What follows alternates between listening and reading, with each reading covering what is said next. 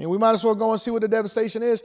Asheville, at the point of desperation from the damage, and the mayor is pleading for help for the federal government. Make sure you hit a like for the algorithm, subscribe to the channel, and turn on your North Carolina is cleaning up from the worst flooding ever on record for the state.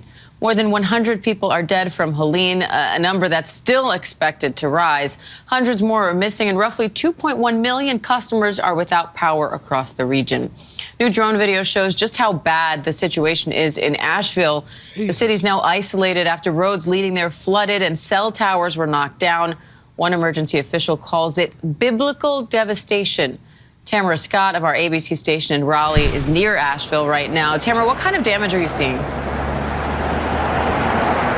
Hey, good morning. Well, we are in Swannanoa right now. It's a small town just east of Asheville. The sign says, "Welcome to Swannanoa," with churches and businesses all across this road, but that no longer exists for this town. Take a look here just to my right. This is just part of the devastation that we are seeing in this area. These floodwaters came in and took out almost this entire town and left just so much destruction here. There's a car down in that valley there. You see this tree branch coming into what was once a bridge here and an entire shipping container. And if you walk just a little further over this way, you'll see where the shipping container, I was here on Friday morning when the waters were rushing in.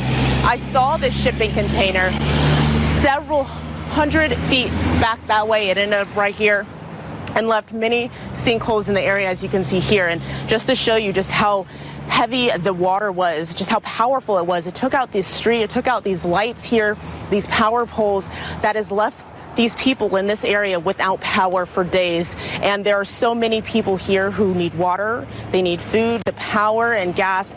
There are all so many stranded in this area hoping for some relief. Now, I have spoken with some people here, great Samaritans and good citizens who are working to get resources into this area, but that is a struggle because the main highways are blocked. There's only one way in and out of Asheville. And again, this is just about 5 miles east of Asheville, and everything east of here is blocked. I-40 right there is blocked, so you can't go east, you can't go north, you can't go west. There's one way in and out, and that is south. And, you know, rescue crews, law enforcement, they're urging people to just kind of stay put where they are as they work and manage to get the supplies in that people need, the food, the water. Imagine the amount of people that, because the death toll is steady rising, and there's a large amount of people that haven't even been discovered yet.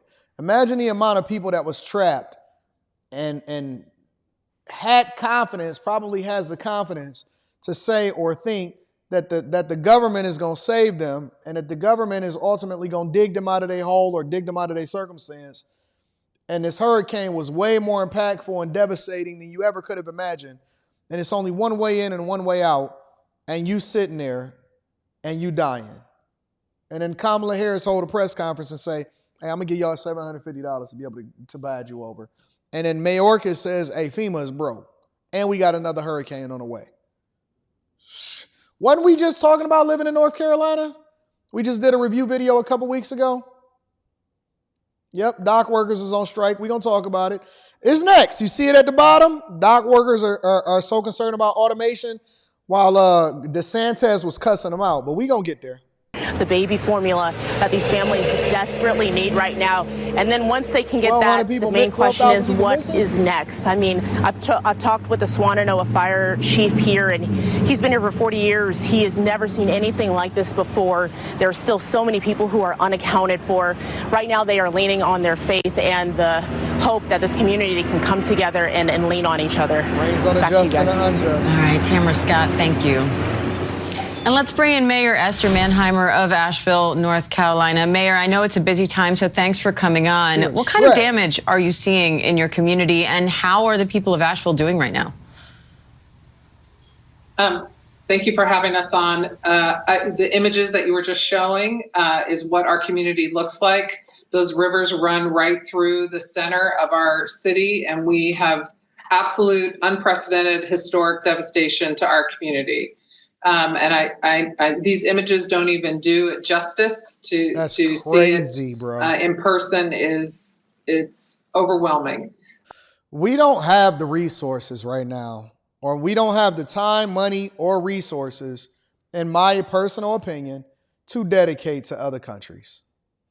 I know that we have to have some level of diplomacy. I know that we are participating in these proxy wars. I know that we've committed to doing some of these things or whatever, but I'm just going to be honest with you. I don't believe that we can spend time and money and resources. If the president is showing up, 6 days, 7 days later, then we probably don't have the capacity to be focusing on what everybody else got going on. We really don't, honest to God. And that's just from my heart. That ain't even on no political stuff. I'm not even going to say it's on the Democratic side or the Republican side, because Congress is made up of both Republicans and Democrats. And what I'm saying is, we got to build our own infrastructure. We got to save our own people. We got to get our own ports together. We got to make more products inside of America. We got to make sure that we really, really dig down.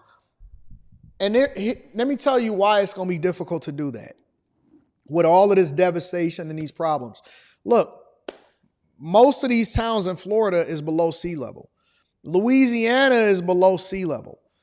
We got the Army Corps of Engineers and stuff like that. They trying to figure out how to stop rising sea level from affecting these major cities and stuff.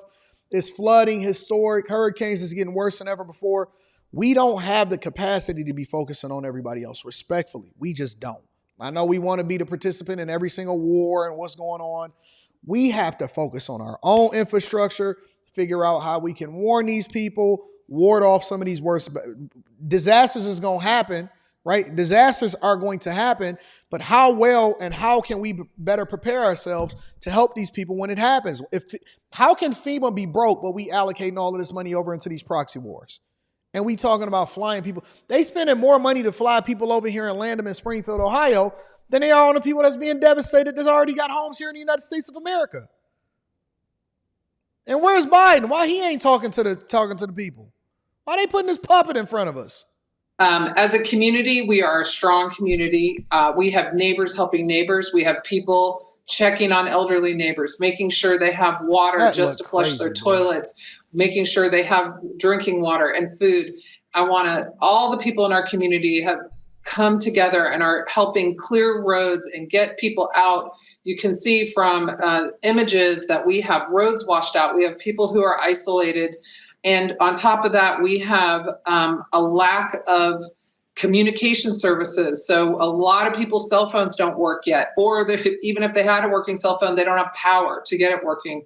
We have can't get across the road. We need water, drinking water, and get our water system up and running.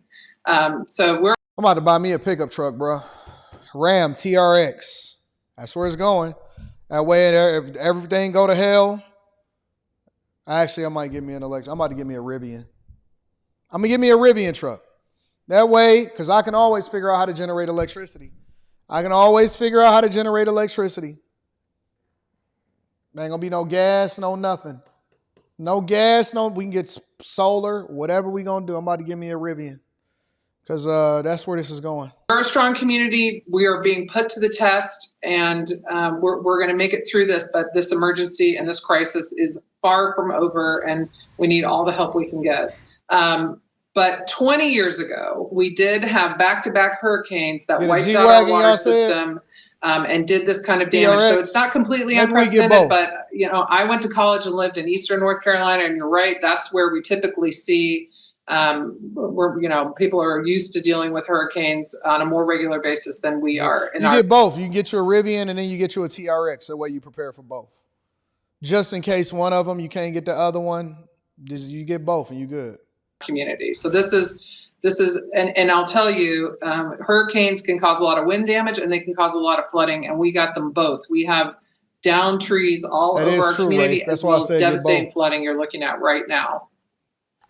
Mayor, what surprised you most about all of this so far, and what do you think your community needs most right now? I think this hurricane developed so quickly and moved very quickly. We heard, of course, that it was going to be a Category 4 when it hit the coast, but I don't think folks knew or expected that the devastation here would be on this level. And let me just say this. For those of y'all that live in these coastal cities,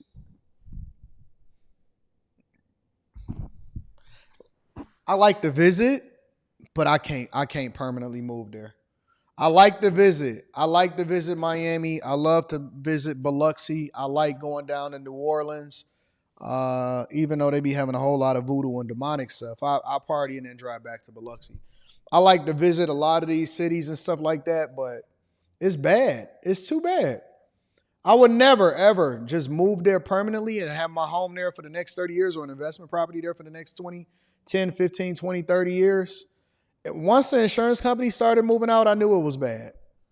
When the insurance company said I'm gone, Anton said, nope. I evaluated buying a place in Miami. I was like, nope. If the insurance company come, I'm good. I'm good. So I can always fly in and visit, get the hell up out of there during hurricane season. You know what I'm saying? Let me read some of these super chats, and then we're going to go over to the last part of the show.